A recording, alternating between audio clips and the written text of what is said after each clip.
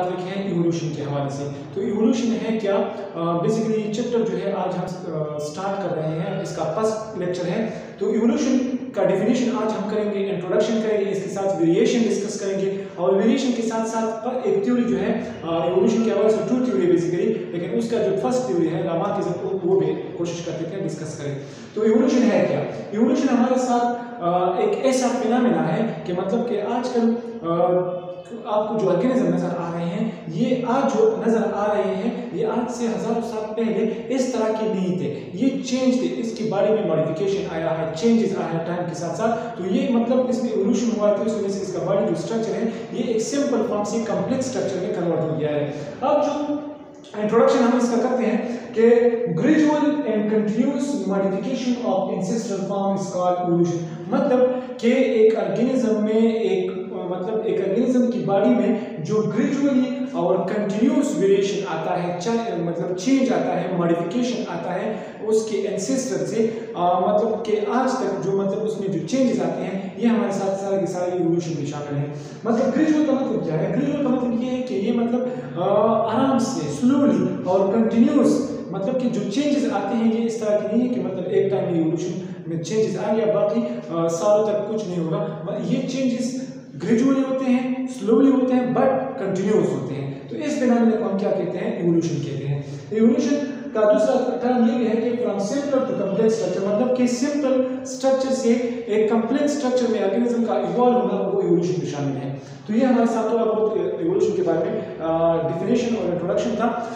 इसके अलावा हमारे साथ एक छोटा सा टॉपिक है variation. Variation means difference show by individual of one kind of organism, मतलब कि एक काइंड के ऑर्गेनिज्म, एक किस्म के ऑर्गेनिज्म, मतलब आप ह्यूमन को ले लें, ह्यूमन एक स्पीशीज है, मतलब एक टाइप्स के स्पीशीज है, मगर इसका बॉडी स्ट्रक्चर, इसका इंटेलिजेंस लेवल, इसका हाइट, सब कुछ एक दूसरे से डिफरेंट है, अलग है। ये सारा का सारा हमारे साथ वेरिएशन है। वेरिएशन अब हमारे साथ दो तरह का है इसका टाइप। एक है हमारे साथ कंटिन्यूअस वेरिएशन। कंटिन्यूअस वेरिएशन जो है बेसिकली इसको हम डिफाइन करें तो ये हमारे साथ इंक्लूड होता है small difference and with intermediate form between two extreme. इनमें बेसिकली टू एक्सट्रीम होंगे और जो डिफरेंस होगा वो स्मॉल डिफरेंस होगा, मतलब ये थोड़ा बहुत एक दूसरे के साथ रिलेट करेगा, मगर इनमें कुछ इंटरमीडिएट पॉइंट्स होंगे।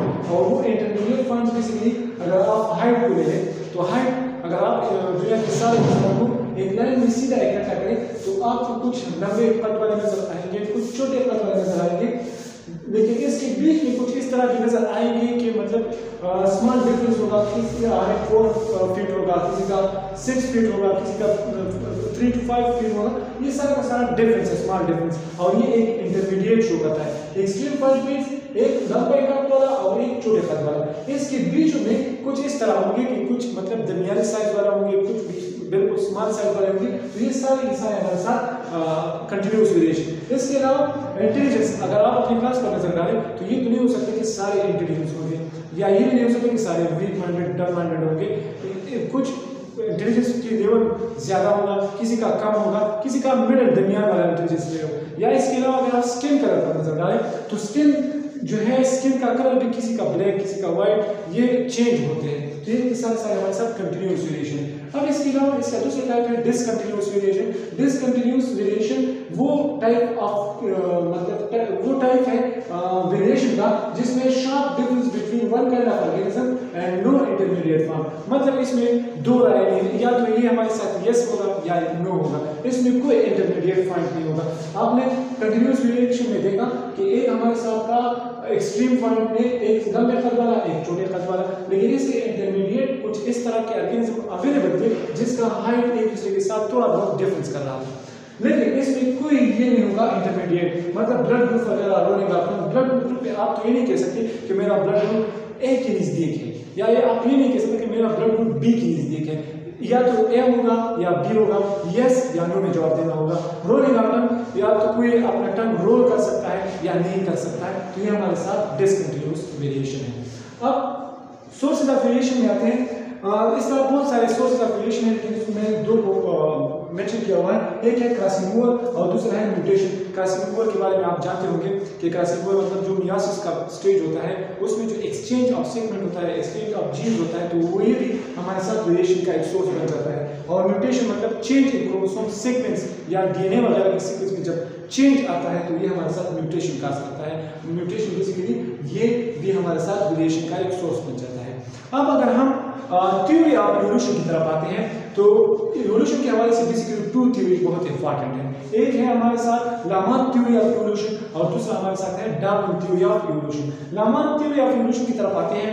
लामार्क थ्योरी इसको कहा जाता है लामार्किज्म, और ये साइंटिस्ट बेसिकली लामार्क का तो इस वजह से इसको लामार्क थ्योरी कहा है। और ये थ्योरी उसने अपनी एक किताब फिलॉसफी ऑफ जूलॉजिक, ये उसका एक स्पेसिफिक बुक है जिसमें उसने इस थ्योरी को मेंशन किया है। आपके फिजिक्स की बुक में बहुत सारे लंबी चौड़ी बातें किए हैं और 2 से 3 पेजेस तक इस पर डिस्कस किया हुआ है, लेकिन उसका मेन थीम मैंने निकाला है जो ये है use and disuse of organ. Lamarck क्या कहता है कि जो ऑर्गन ज्यादा यूज होंगे वो साइज में इंक्रीज होंगे, वो डिवेलप होंगे, और जो पार्ट्स ऑर्गन मतलब यूज नहीं होते तो वो मतलब डिसअपियर होंगे या डिसयूज होंगे, साइज में कम होंगे।